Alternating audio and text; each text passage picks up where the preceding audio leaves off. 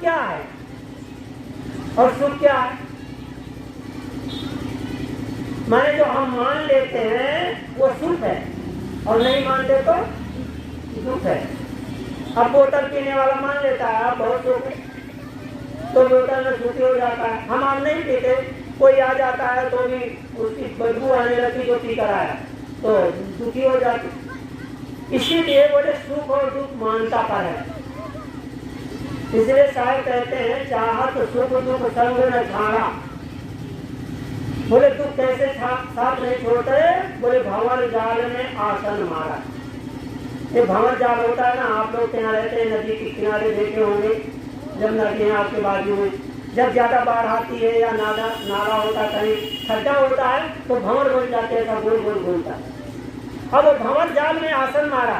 यदि आप भंवर जाल में बैठना चाहें तो बैठ पाएंगे, क्योंकि वो बैठने नहीं देगा। और आपने वायु का भी देखा होगा भंवर जाल, जिसको क्या बोलते हैं बवंडर, वो गोल गोल होता है ना, चलता है तो लोग क्या बोलते हैं भूत है जा रहा है।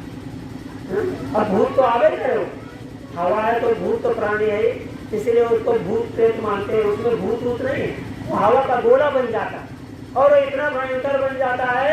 एक बार ऐसे तेजी से आए कि हमने देखा टीवी में देखे वैसे कि बस जा रही थी एसटी और पूरा बोंडा ऐसे हो तो बस को उठा करके नीचे खड्डा में फेंकी।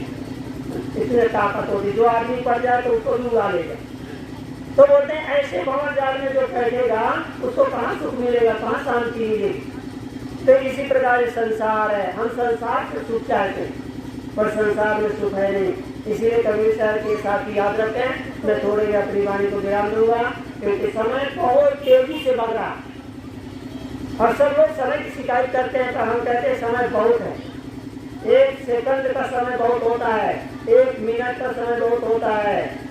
बोले ये समय जो है अमूल्य है, जो बीत गया फिर वापस आने वाला नहीं है। जो बच्चे हैं वो तो हैं, पर जो 60 वर्ष के हो गए हैं और वो कहे कि हम फिर 16 साल के हो जाएं, होंगे 60 के हैं तो 61 के हो जाएंगे, 62 के हो जाएंगे, पर वो 16 वर्ष आने वाला नहीं है।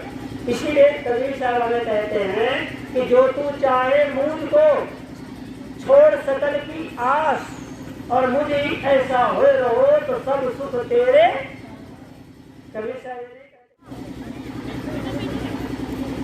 मेरे जीवन के पोषक परम आराध्य मंच उपस्थित पूज्य गुरुदेव जी, पूज्य संत समाज, धर्म प्रेमी सज्जनों और देवियों, परम सौभाग्य की बात है कि आज पुनः पिछले कार्यक्रम की भांति ये कार्यक्रम में आप सब लोग बड़ी उत्साह के साथ आए। संत गुरुजन हमें अपना अनमोल समय दिए और अपना आशीर्वाद दिए, प्रेम स्नेह दिए।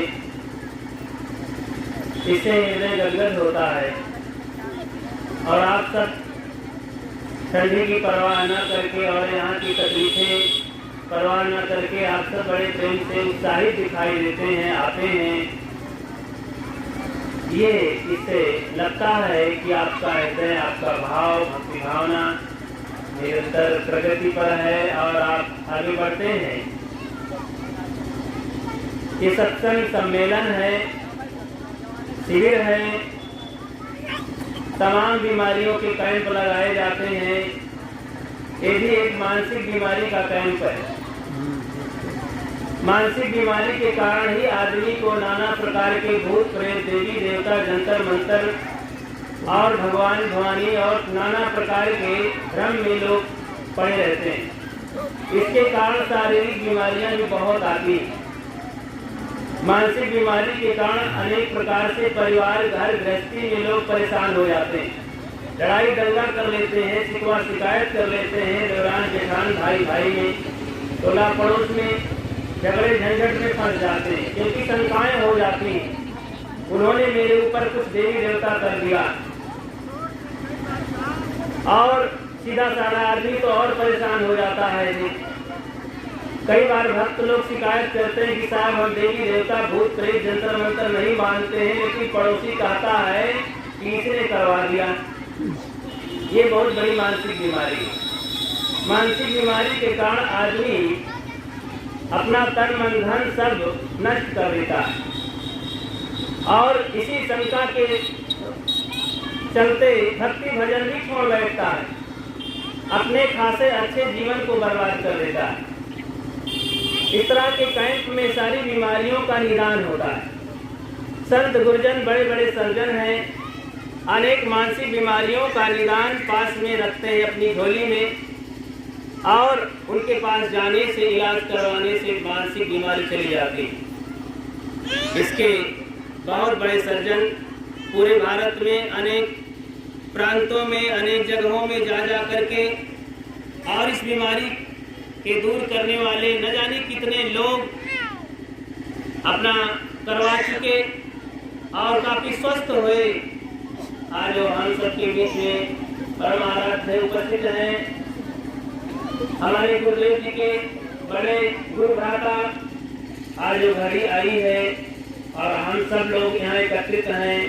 मैं उनसे निवेदन करता हूँ कि हम सबको आशीर्वाद देकर जाएंगे और हमारी बीमारी को दूर करके जाएंगे। हम स्वस्थ रहें और अपने स्वरूप में अपनी आत्मा में स्थित होकर के जीवन को अच्छी दिशा में आगे बढ़ें और शांति पूर्वक जीवन जिएं और दोष दुर्गुणों से ऊपर उठें। यही मेरा निवेदन है, यही सबसे मेरी आशा है और संत गुरुजनों से प्रार्थना है। वेद विवेक संपन्न मूल मंगल में संत समाज, आदरणीय साध्वी समाज, धर्म प्रेमी सज्जनों, श्रद्धा मोर देवियों, माताओं एवं प्रिय बच्चों,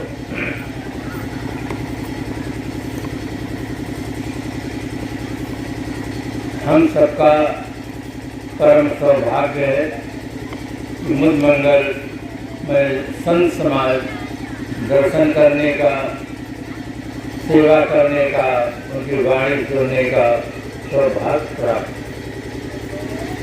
शिक्षा के दृष्टिकोण से देखा जाए तो वर्तमान युग बौद्धिक युग कहलाता है। उपलब्धि के दृष्टिकोण से देखा जाए तो वर्तमान युग वैज्ञानिक युग कहलाता है। शक्ति के दृष्टिकोण से देखा जाए तो वर्तमान युग आणविक युग कहलाता है। इस वैज्ञानिक, बौद्धिक और आणविक युग में बुद्धिजीवी मानव एक प्रश्न कर रहा है कि सत्संग से हमें क्या लाभ मिलता है। पूरे विश्व में मानव समाज से पूछा जाए कि आप लाभ चाहते हैं या हानि, सभी व्यक्ति एक ही उत्तर देंगे, चाहे वो जिस देश के नागरिक हों, जिस संप्रदाय को मानने वाले हों, जिस भाषा को बोलने वाले हों, किंतु सब एक ही उत्तर देंगे कि हमें लाभ है। लोग प्रश्न उठाते हैं, कोई प्रश्न नहीं उठाता है कि कृषि कार्य करने से क्या लाभ होता है, व्यापार करने से क्या लाभ होता है, सर्विस करने से क्या लाभ होता है, ये कोई नहीं पूछता। सब जानते हैं कृषि से अन्न और धन मिलता है, व्यापार से धन मिलता है और सर्विस से धन मिलता है, किंतु सत्संग से क्या लाभ मिलता है ये उन्हें पता नहीं। ठीक से चिंतन किया जाए तो वास्तविकता का बोध होता है। सत्संग से व्यक्ति को सद्बुद्धि मिलती है, सद्विचार मिलते हैं, अच्छा जीवन जीने का सौभाग्य मिलता है और अनेक प्रकार के जो अंधविश्वास हैं वे समाप्त हो जाते हैं। हमारी निष्ठा सत्य में हो जाती है और जो आदमी गलत दिशा में जीवन जीता है उसकी दिशा में आमूल परिवर्तन हो जाता है, उसकी सोच में परिवर्तन हो जाता है। सबसे बड़ा लाभ आदमी को सत्संग से मिलता है। कृषि, व्यापार, सर्विस से धन मिलता है जो जीविकोपार्जन का साधन है, जीवन गुजर का साधन है, किंतु उससे जीवन निर्विकार नहीं बनता है, महान नहीं बनता है। जीवन निर्विकार बनता है सद्बुद्धि से, सद्विचार से, और वो मिलता है सत्संग। आदमी की शारीरिक स्थिति चाहे जितनी अच्छी हो, आर्थिक स्थिति चाहे जितनी अच्छी हो, अगर आदमी की मानसिक स्थिति ठीक नहीं होगी तो आदमी सुखी जीवन नहीं जी सकता है, राष्ट्र के लिए एक अच्छा नागरिक नहीं हो सकता है, परिवार के लिए एक अच्छा सदस्य नहीं हो सकता है, यदि आदमी की मानसिक स्थिति ठीक न हो तो। आज आदमी की आर्थिक स्थिति अच्छी हुई है, श्रम किया है, कठोर श्रम कर रहा है आदमी, 8 घंटा 12 घंटा 16 घंटा समय दे रहा है, आर्थिक स्थिति उसकी अच्छी है, और मानसिक स्थिति के लिए वो कहता है नो टाइम का, समय नहीं है हमारे पास, इसलिए मानसिक स्थिति बिगड़ गई। आज मानसिक स्थिति बिगड़ जाने से घर, परिवार, समाज एवं विश्व में समस्याओं का अंबार लगा हुआ है। केवल मानसिक स्थिति बिगड़ गई है, अच्छी से अच्छी मिठाई खा रहे हैं, अच्छा से अच्छा हलवा खा रहे हैं, दूध बाग खा रहे हैं, किंतु मानसिक स्थिति अच्छी नहीं है तो उसके बाद जहर तम्बाकू खाते हैं, बढ़िया से बढ़िया दूध पीने के बाद फिर सिगरेट पीते। मानसिक स्थिति बिगड़ गई है तो शराब पीते। सर धन आप बराबर शराब, आप कहते हैं पानी को, सर कहते हैं शरारत को। ऐसा पानी जिसके पीने से शरारत पैदा हो उस पानी का नाम शराब है। जो डूबे हैं गिलासों के पानी में, न उबरे हुए जिंदगानी में, लाखों को मरते देखा है इस बंद बोतल के पानी। इसलिए बंधुओं, मानसिक स्थिति ठीक करो। हमारे हाथ में थोड़ा सा चोट लग जाता है, खून निकल आता है, दर्द से कराहने लग जाते हैं, और दूसरे प्राणियों को मार करके, पका करके खा जाते हैं। घर में किसी आदमी का शरीर छूट जाता है तो हम शमशान में ले जाते हैं, कब्रिस्तान में ले जाते हैं, और दूसरे प्राणियों को मार करके घर में पकाते हैं और पेट को ही कब्रिस्तान बनाते हैं। सोचिए हम किधर जा रहे हैं। सत्संग के अभाव में आज आदमी का बहुत बड़ा पतन हुआ। सत्संग और सत्साहित्य, अच्छे ग्रंथों का अध्ययन, ये दो उन्नत के मूल साधन हैं। किंतु इधर आदमी न जा करके आर्थिक स्थिति की दौड़ में आगे बढ़ता चला जा रहा है, मानसिक स्थिति को नहीं सुधारता है, इसलिए उसके जीवन में सुख शांति गुजर का फूल होती है। सबसे ज़्यादा जरूरी है कि आदमी की मानसिक स्थिति ठीक हो। एक छोटा सा उदाहरण दूँ जिससे हमारी माताएं बहनें भी आसानी से समझ सकें। एक परिवार था, उसमें सास और बहू।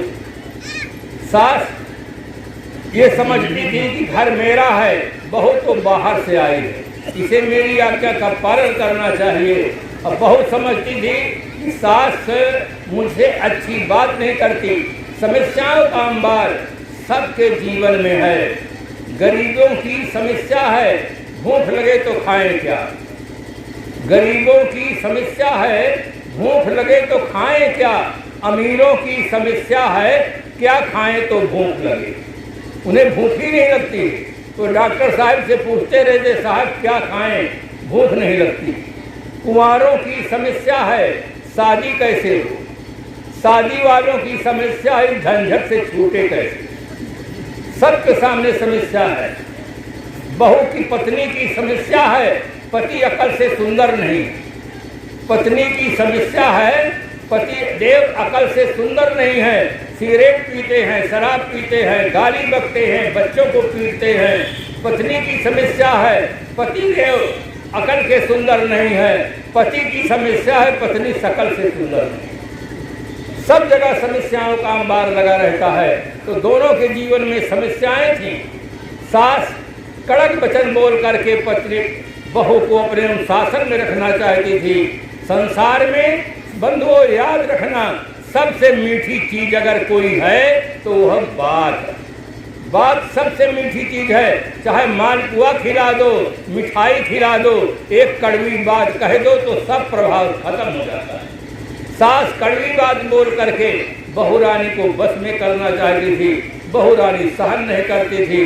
दोनों के जीवन में तालमेल नहीं था। कुछ समय के बाद बहू रानी को एक बेटा हुआ।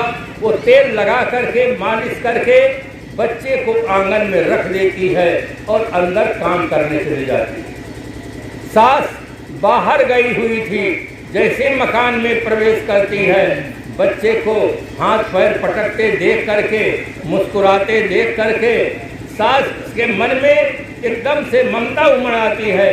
बच्चे को उठा लेती है, चूमने लग जाती है, प्यार करने लग जाती है।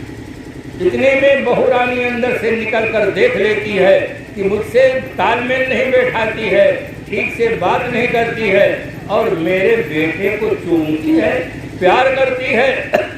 बहू रानी जोश में आ जाती है। जो आदमी जोश में आ जाता है वो होश हो बैठता है। जवानी में जोश होता है पर होश नहीं होता है, और वृद्ध अवस्था में होश होता है पर जोश नहीं होता। दोनों का तालमेल बैठना चाहिए। उस जवानी की अवस्था जोश में आकर के अपनी सास को एक बहुत बड़ी बात कह देती है। बहू रानी कह बैठती है, अगर असल की हो तो आज से मेरे बेटे को कभी छूना नहीं। बहुत बड़ी बात कह देती है सास को कि असल की हो तो आज से मेरे बेटे को कभी छूना नहीं। सास कहती है, बहू रानी तू होश में है कि नहीं? अगर मैं भी कह दूं कि तू असल की हो तो आज से मेरे बेटे को कभी छूना नहीं, तो बता तेरी दशा क्या होगी? इतना सुनते ही बहू रानी का सारा अहंकार चूर हो जाता है। सास के चरणों में गिर पड़ती है, रोती गिड़गिड़ाती हुई कहती है, नहीं माँ आप ऐसा नहीं कहेंगे, नहीं माँ आप ऐसा नहीं कहेंगे। मानसिक जो विकार है, जिसे भी श्री साहब जी ने कहा कि मानसिक विकारों का एक कैंप है। मानसिक स्थिति जब बिगड़ जाती है तो उसका सही समाधान बात से होता है। एक ऐसी बात सास ने कह दी कि उसका सारा अहंकार चूर हो गया और विनम्र होकर के सास की सेवा करे। तो आदमी को सबसे अधिक समय देना चाहिए मानसिक स्थिति को ठीक करने के लिए, किंतु आज व्यवहारिक जगत में देखा जाता है सबसे अधिक समय दिया जाता है आर्थिक स्थिति को ठीक करने के लिए। मानसिक स्थिति बिगड़ गई है, इसीलिए भ्रष्टाचार हो रहा है, अपहरण हो रहा है, बलात्कार हो रहा है। हमारे देश के पूर्वजों ने लिखा था, यत्र नार्यस्तु पूजन्ते रमन्ते तत्र देवताः। जहाँ नारियों की पूजा होती है वहाँ देवता निवास करते हैं। आज उस देश में नारियों का अपहरण हो रहा है, बलात्कार हो रहा है। ये मानसिक स्थिति बिगड़ने का मात्र दुष्परिणाम है। आतंकवाद फैला हुआ है, भ्रष्टाचार फैला हुआ है, दुर्व्यसन फैला हुआ है। ये किसका परिणाम है? केवल मानसिक स्थिति बिगड़ने का दुष्परिणाम।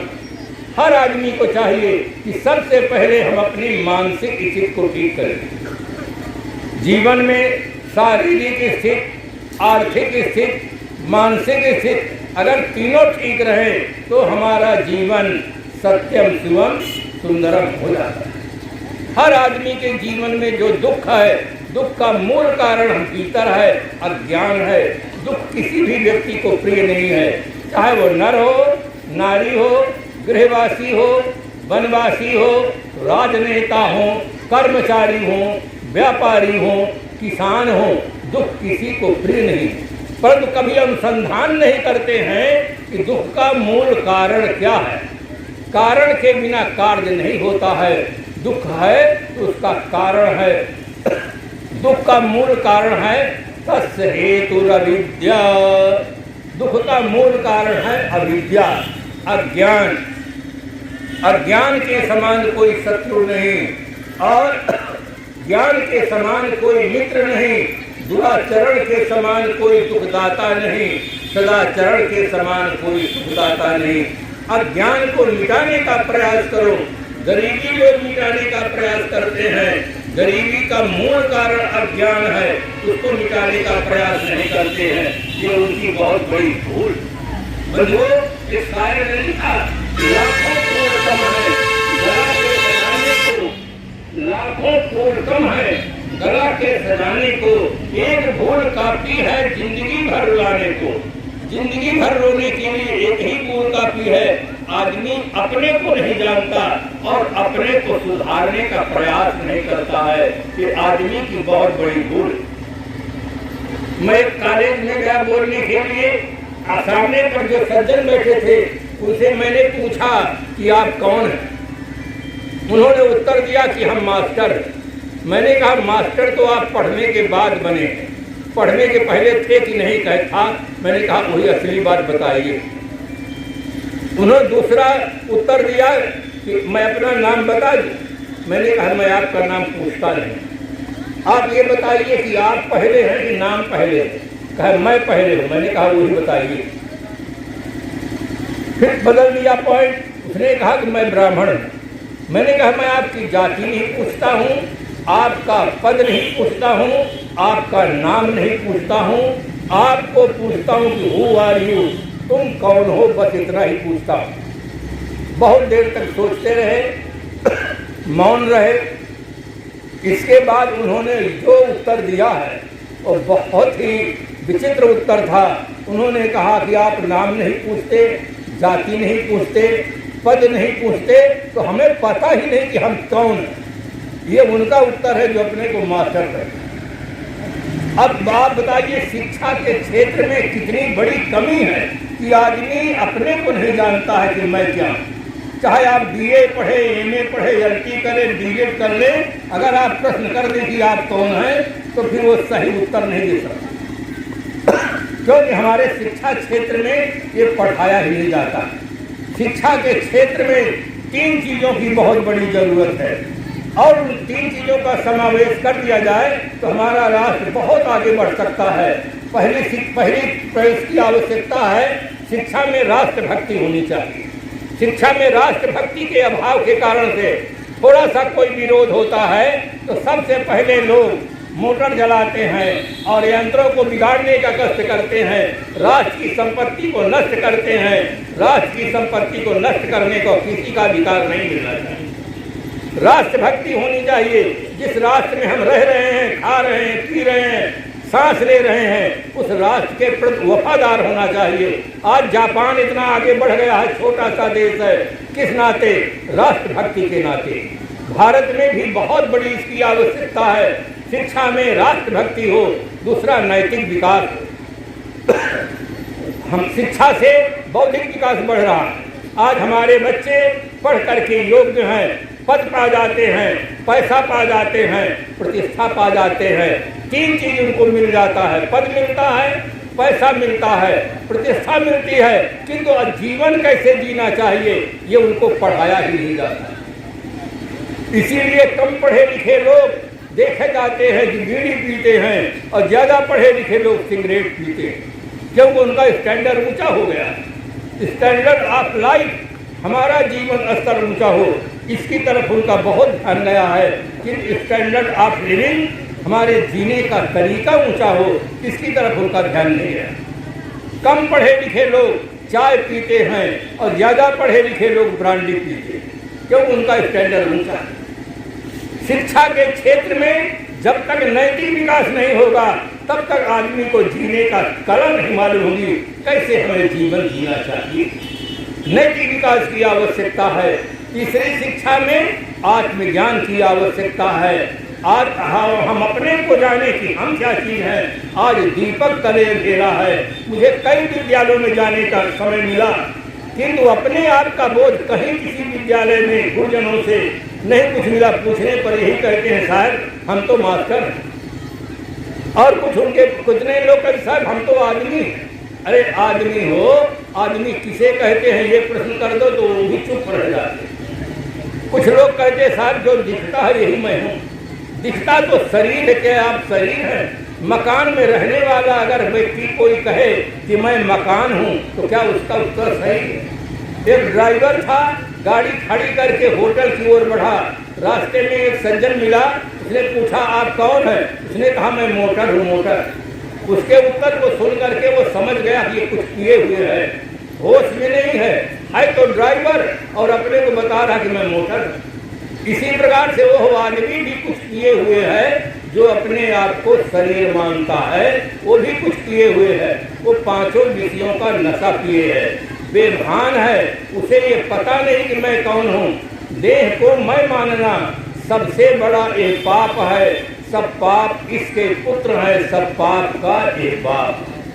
हर आदमी को हम मकान के अंधेरा को मिटाने का प्रयास करते हैं, मकान में अंधेरा हो तुरंत बटन दबाते हैं, मकान जगमगा जाता है, पर दिमाग में जो अंधेरा है उसको मिटाने का प्रयास नहीं करते बंधुओं।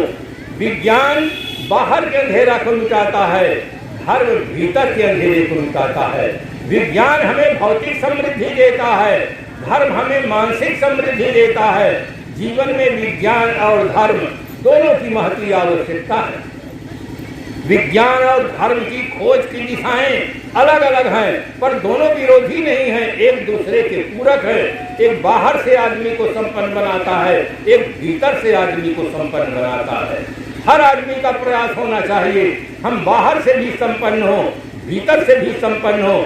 बाहर से अगर आदमी संपन्न है और भीतर से संपन्न नहीं है तो जो दशा रावण की हुई है वही दशा हो जाएगी। रावण बाहर से बहुत संपन्न था, भीतर से संपन्न नहीं था। महारानी सीता का अपहरण करता है, रावण मारा जाता है।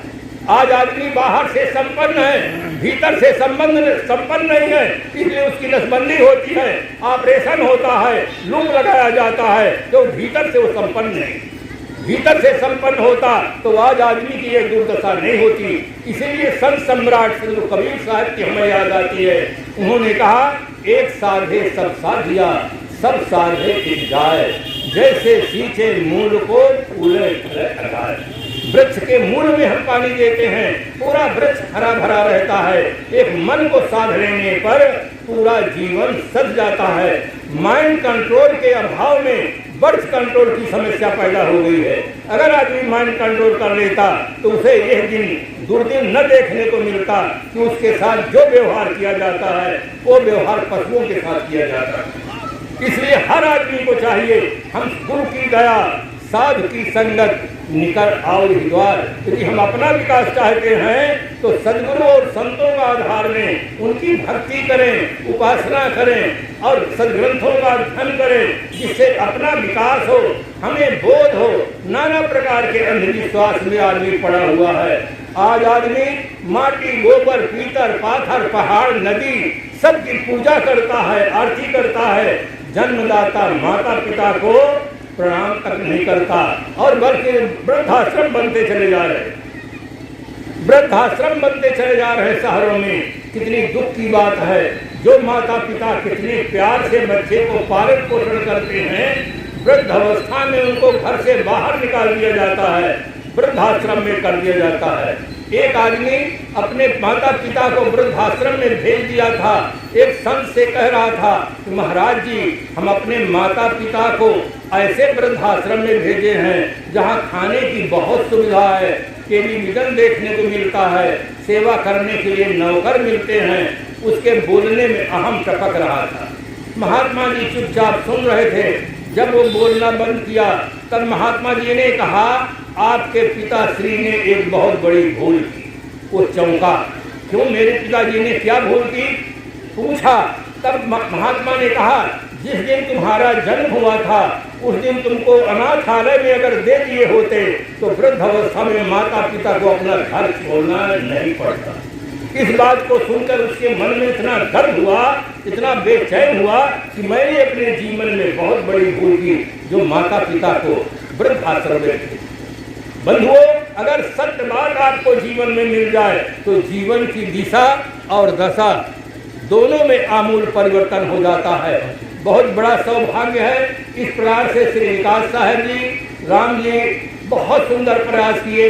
ये आश्रम एक प्रकार से मानसिक स्थिति को ठीक करने के लिए केंद्र बना हुआ है। शारीरिक स्थिति को ठीक करने के लिए जैसे अस्पताल बने रहते हैं, मानसिक स्थिति को ठीक करने के लिए ये आश्रम होते हैं। संतों भक्तों सज्जनों को, देवियों का ये बहुत बड़ा सौभाग्य है कि यहाँ इस प्रकार से आश्रम बना और विवेकी पारखी संत है, सही सलाह देते हैं, सही शिक्षा देते हैं। उस शिक्षा को प्राप्त करके हम अपने जीवन में उतारें। इमर्सन ने लिखा character is the transcription of knowledge into action. ज्ञान का क्रिया में परिवर्तन ही आचरण। आचरण के नाते ही चरण पूजे जाते हैं। अगर आचरण सही न हो तो चरण नहीं पूजे जा सकते हैं। इसलिए हर आदमी को चाहिए कि संतों गुरुजनों की भक्ति के द्वारा, आज आदमी भक्ति करता हुआ दिखाई देता है। किनकी भक्ति करता है? जो आज नहीं है उनकी भक्ति करता है। जो कभी नहीं देखा है, कभी देख भी नहीं सकता है, आकाश की ओर हाथ उठा करके उसकी भक्ति करता है। इसीलिए कुछ प्रेरणा नहीं मिलती है, कुछ समाधान नहीं मिलता है। हमें सगुण साकार चेतन मूर्ति सदगुरु संतों की उपासना करनी चाहिए, भक्ति करनी चाहिए, जिससे हमें ज्ञान मिले, अच्छी समझ मिले, अच्छे विचार मिले, जीवन जीने की कला मिले। आज आदमी बहुत कुछ जाना है, बहुत कुछ पाया है, पर जीने की कला न जानने के कारण जीवन वरदान नहीं बन पा रहा है। सीने में सीने को जो सीना नहीं जानता, अगर साथ पूछिए मुझसे तो जीना नहीं जानता। हर आदमी को जीने की कला सीखना चाहिए। अगर हम संगीत सीखना चाहते हैं तो बड़े संगीतज्ञ के पास जाना चाहिए। अगर हम जीने की कला सीखते हैं तो जीवन के कलाकार संतों के पास जाकर के सीखें, जिससे हमारा जीवन सफल हो। लोक और परलोक भक्ति करने से दोनों सुंदर बनते हैं, महान बनते हैं। इसलिए हर आदमी को चाहिए कि इसी दिशा में हम रहें, जिससे हमारा जीवन सफल हो, लोक परलोक दोनों सुंदर बने। इन्हीं शुभकामनाओं के साथ अपनी वाणी को विराम देते हैं। सभा में उपस्थित सभी बंधुओं देवियों को बहुत बहुत धन्यवाद, शुभकामनाएं। यहाँ साहित्य भी आया हुआ है, हमारी पुस्तकें हैं यहाँ पर। दिन में कल आप लोग देखेंगे, आज तो भी लगा हुआ है किंतु थोड़ा सा प्रकाश की कमी हो जाने से थोड़ा रोकेंगे। कल आप दिन में देखें, अच्छे से अच्छे ग्रंथों को पढ़ें, सुनें, समझें, जिससे जीवन हमारा महान बने। बोलो सद्गुरु देव।